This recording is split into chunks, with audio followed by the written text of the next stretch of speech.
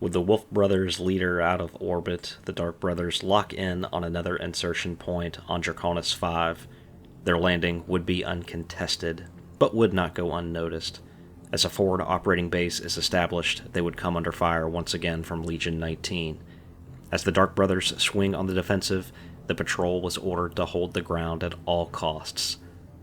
Welcome back to the Sirius sector of the Grimdark future. Today we have a matchup between the Robot Legions and the Dark Brothers.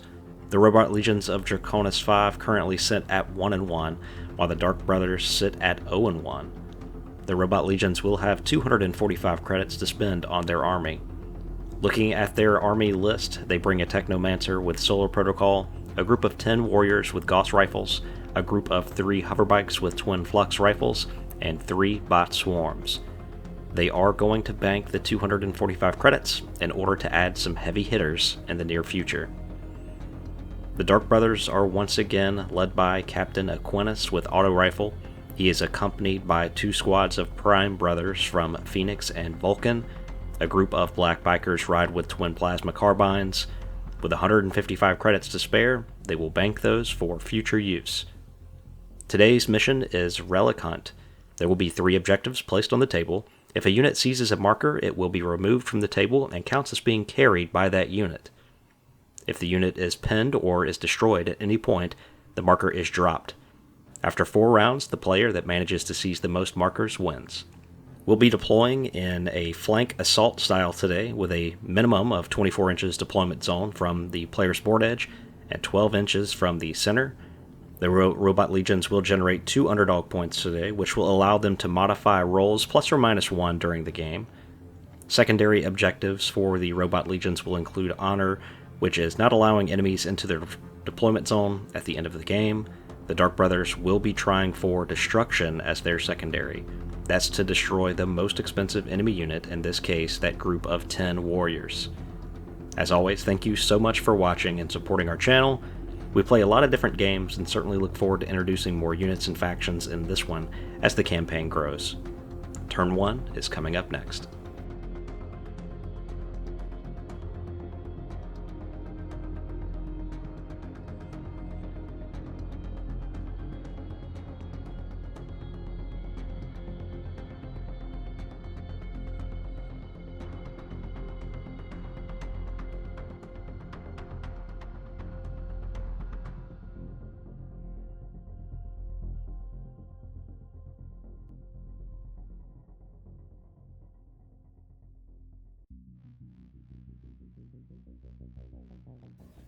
Turn 1 will be seized by the Robot Legions. Before we do get started, the Dark Brothers are going to make a scout move with the Black Bikers going around the trench and getting close to that objective. Scout move allowing them to move 12 inches prior to the game beginning.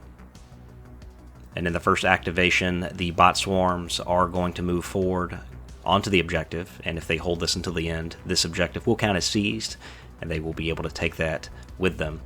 The Dark Brothers are then going to move the Vulcan squad. This is 5 Prime Brothers. They are doing a rush maneuver, so moving into the trench. The rush maneuver allowing them to move at the double. We flip back over to the Robot Swarms for their next activation, and we have this group of warriors. They are slow, so they only move 4 inches. They are going to advance with a rush maneuver, allowing them to move a total of 8 inches. The Technomancer is going to follow up along with them.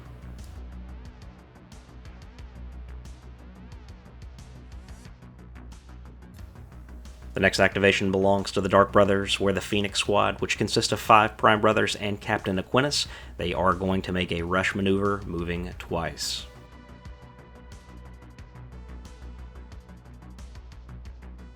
Legion 19 hover bikes will then advance forward. These guys can move 6 inches, and they are going to move up and attempt to fire down at the Vulcan squad. The hover bikes are equipped with Twin Flux rifles, which has a 24-inch range, and it is AP1. The Flux special rule means if a natural 6 is rolled, then there will be 4 hits instead of 1. We don't see any of those. They do hit on 4s due to firing through cover, and that will be only 1 hit. And at AP1, it'll take their normal 2 defense to a 3, and that is going to be saved. And turn 1 will come to a close. Bot swarms for the robot legions got up onto the objective. They will seize that and start to carry that loot around the battlefield. We did see the hoverbikes move up and take some shots at the Prime Brothers from the Vulcan squad. No damage done there. Turn 2 coming up next.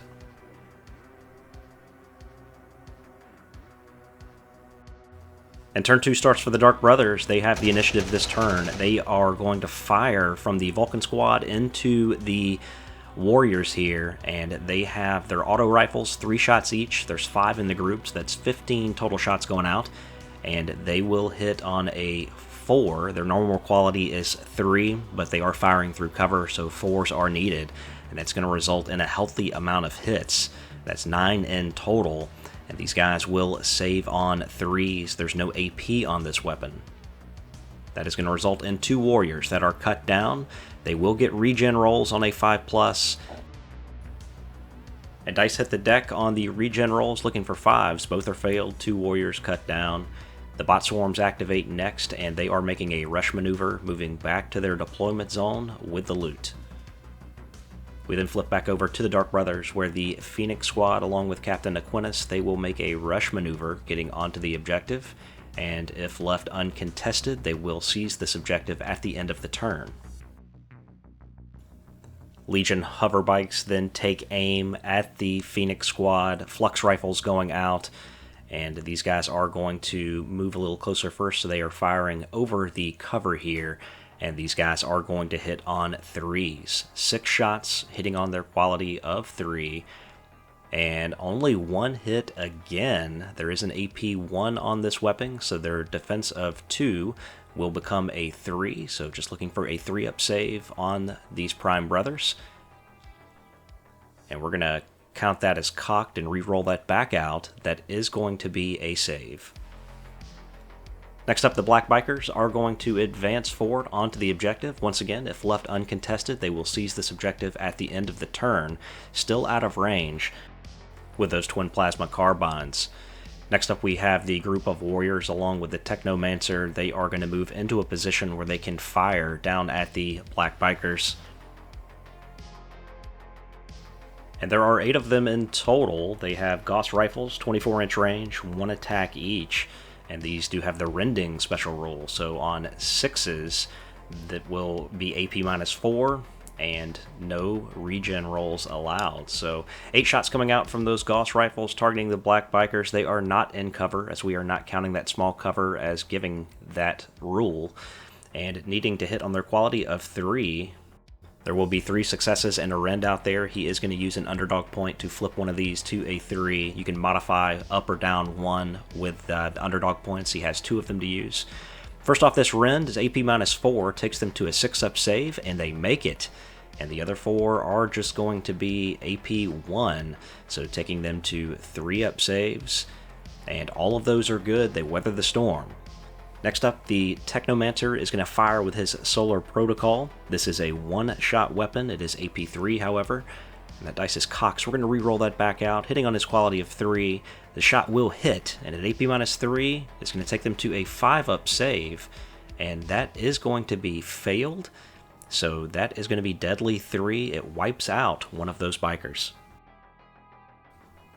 And that brings turn 2 to a close as the bot swarms occupy an objective. They are moving back to their deployment zone, and the Dark Brothers from Phoenix Squad are going to occupy a loot counter, as well as the Black Bikers. We'll have to see what happens coming up next in turn 3 if they're able to hold those down.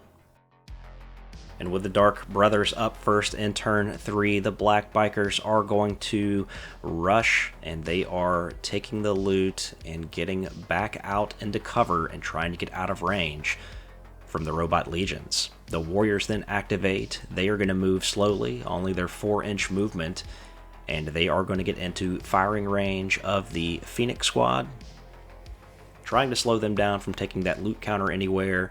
We are going to see the Gauss rifles lash back out again.